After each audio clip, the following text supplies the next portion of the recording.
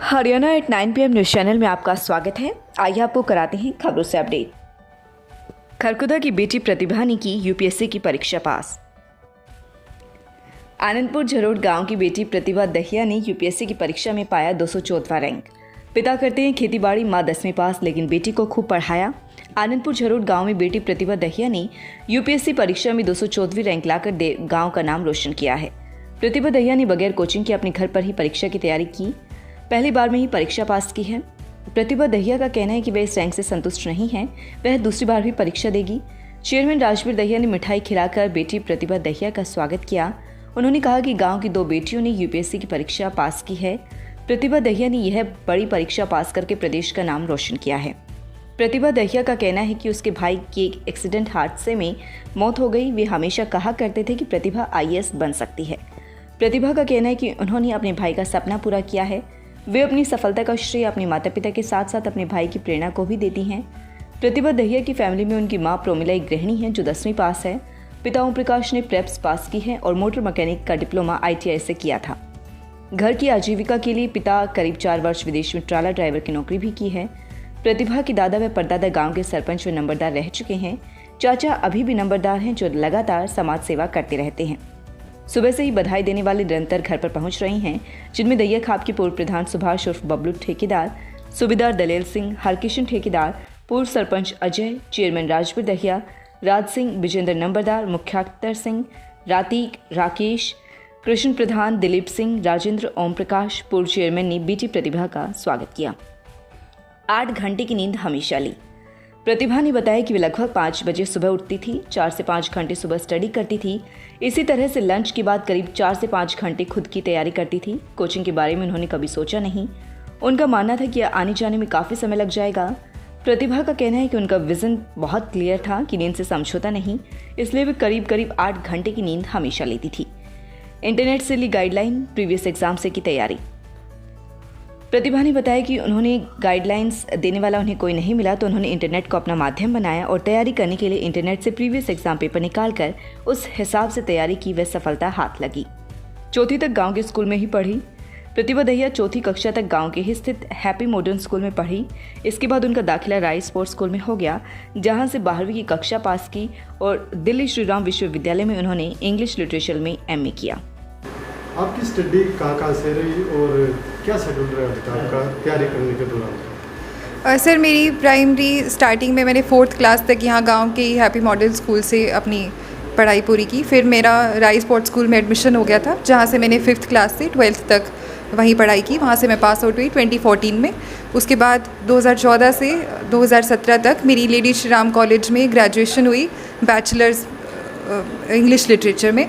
और फिर 2017 से 2019 तक मैंने मास्टर्स की इंद्रप्रस्थ कॉलेज दिल्ली यूनिवर्सिटी से ही, वो भी इंग्लिश लिटरेचर में। मेरा डेली का शेड्यूल हर दिन का थोड़ा डिफरेंट होता था, फ्लेक्सिबल होता था, जैसी सर्कमस्टांसेस होती थी उसके हिसाब से। पर बाकी मैं 7-8 घंटे ज़रूर डिवोट करती थी पढ़ाई को। सुबह ये रहता था कि I'm a मॉर्निंग पर्सन, तो मैं थोड़ा जल्दी उठती हूँ। कई बार जब एग्ज़ाम क्लोज था, नियर था, तब मैं 4 बजे भी उठती थी। तो सुबह 4-5 घंटे सुबह मैं डिवोट करने की कोशिश करती थी। फिर जैसे लंच के बाद 1-2 बजे के बाद 3-4 घंटे तब ज़रूर मैं कोशिश करती थी कि मैं पढ़ाई पे लगा सकूं। सोने का क्या शेड्यूल था बेटा? सर, मैं 8 घंटे तो मैं ज़रूर सोती। मैं कोई अपने सोने पे या स्लीपिंग आवर्स पे कभी कॉम्प्रोमाइज़ नहीं किया। मुझे लगता है कि एक फ़्रेश माइंड के लिए और जिस तरीके की पढ़ाई से एग्ज़ाम के लिए चाहिए, उसके लिए बहुत ज़रूरी है कि कंप्लीट एक पैटर्न रहे स्लीपिंग का। 8 to 9 आवर्स एटलीस्ट सबको सोना चाहिए, और ताकि दिमाग फ्रेश रहे। तो मैं 9 बजे या 10 बजे से लेट नहीं करती थी सोना, और सुबह थोड़ा जल्दी उठना। जैसे कोचिंग के लिए बहुत सारे कोचिंग करते हैं, और आपने कोचिंग की या नहीं की, क्या सर, मैंने कोचिंग नहीं की। मैं जैसे मुझे घर यहाँ मूव इन करना पड़ गया था। पहले मैं गुड़गांव रहती थी, जहाँ मैं जॉब भी करी थी। 2017 से 2019 तक मेरी जॉब थी।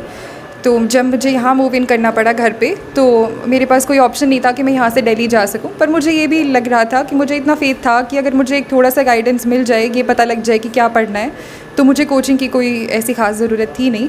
एक इकोनॉमिक्स ऐसा सब्जेक्ट है जिसके लिए मुझे लगता है थोड़ी स्पेशलाइज्ड बच्चे को अगर गाइडेंस मिले, कोई टीचर की हेल्प मिले तो उसको उसमें ज़रूरत पड़ सकती है। पर बाकी ये है कि और सब रीड ही करना है, तो मुझे नहीं लगता कि इतनी कोचिंग की ज़रूरत है। बाकी कोई ले रहा है तो उसके लिए भी ठीक है, अगर उन्हें लगता है कि वो एक प्रॉपर शेड्यूल बना के एक प्रॉपर पैटर्न के साथ पढ़ाई करना चाहते हैं तो वो भी ठीक है। आपने गाइडलाइंस कहाँ से ली थी, तैयारी की? सर मैंने गाइडेंस अनफॉर्चुनेटली मेरे पास कोई ऐसा मेंटोर नहीं था कि जिससे मैं कांटेक्ट कर पाती। बाकी यही था कि मैंने इंटरनेट से और जो प्रीवियस ईयर्स के टॉपर्स रहे हैं, मैंने उन्हीं की वीडियोस देखी कि उन्होंने क्या बुक्स पढ़ी, उनका क्या शेड्यूल रहा, उन्होंने किस तरह से मतलब अपनी प्रेपरेशन को एक स्मार्ट प्रेपरेशन रखा। तो मैंने इंटरनेट की काफ़ी हेल्प ली। टाइम को कैसे मैनेज किया? टाइम को तो जैसे मैंने 2019 में जॉब छोड़ दी थी, तो अभी मैं पिछले 2-2.5 साल से घर पे ही हूँ, तो काफ़ी टाइम था मेरे पास। मेरी मास्टर्स भी कंप्लीट हो गई थी, तो मैं इसी पे डिवोट करी थी अपना दिन में 7-8-9 घंटे। तो आप इसका श्रेय किसको देना चाहेंगे? मेरे मम्मी पापा ने हमेशा लाइफ में बहुत स्ट्रगल किया है। वो खुद इतने एजुकेटेड नहीं है, लेकिन उन्होंने मेरी पढ़ाई पे बहुत ज़्यादा फोकस किया, और मैं अपने भाई को बहुत ज़्यादा उसको डेडिकेट करना चाहूँगी, क्योंकि उसका मुझसे ज़्यादा बड़ा ऐसे सपना रहा था कि मैं कुछ बनूँ। उसकी जैसे 3 साल पहले उसकी डेथ हो गई थी, तो उससे पहले भी उसने 1 हफ़्ता पहले मुझे ये बोला था कि तू प्रिपेयर कर सकती है, कुछ बन सकती है, तो तुझे ज़रूर तैयारी करनी चाहिए। तो मुझे लगता है कि मतलब मैंने उसका सपना सबसे पहले पूरा किया है, बाद में मम्मी पापा का। आप जॉब किस चीज़ में करते थे? जॉब में गुड़गांव एक प्राइवेट IT फर्म में content writer in marketing team मैं जॉब करती थी। बेटा आपकी एजुकेशन किस लाइन की रही है? सर मेरी एजुकेशन, मेरी मास्टर्स और मेरी बैचलर्स दोनों इंग्लिश लिटरेचर में रही है। मैंने लेडी श्री राम कॉलेज से ग्रेजुएशन पूरी की थी अपनी, और इंद्रप्रस्थ कॉलेज से मास्टर्स कंप्लीट की। बेटा बेटियों को क्या मैसेज देना चाहेंगे आप, भाई कैसे तैयारी करेंगे? मैं यही बोलना चाहूँगी कि सबको जितना उनकी कैपेसिटी है, जितना उनकी लाइफ में सर्कमस्टांसेस जैसी हैं, उसके हिसाब से अपना बेस्ट करने की कोशिश करनी चाहिए। और जल्दी नहीं तो लेट सबके सपने भी पूरे होते हैं, और जो उनकी मेहनत होती है उसका भी रिज़ल्ट उन्हें मिलता है। आपने कब से टारगेट शुरू किया था IAS करने के लिए? ये तो मैंने 2019 से ही, 2018 में मेरे ब्रदर की डेथ हो गई थी, तो उसके बाद मैंने सोचा था कि मुझे, जैसे उसका सपना था कि मैं कुछ बड़ी बनूं, कोई ऑफिसर बनूं, तो तब मैंने सोचा था कि मुझे IAS के लिए प्रिपेयर करना चाहिए, और मैं 2019 से प्रिपेयर कर रही थी। आगे आपका क्या मोटिव है? आगे तो बस यही है कि अभी मेरी 214th रैंक है, तो मैं दोबारा से प्रिपेयर करूँगी और दोबारा से इस एग्ज़ाम के लिए अपीयर करूँगी जो 10th को प्रीलिम्स है। जैसे कि अब आप प्रशासनिक अधिकारी बनेंगे, तो आपका क्या उद्देश्य रहेगा? बस यही है, जो मेरी रिस्पॉन्सिबिलिटीज़ होंगी मैं उनको ऑनेस्टी के साथ, पूरी डेडिकेशन के साथ कंप्लीट करने की कोशिश करूँगी।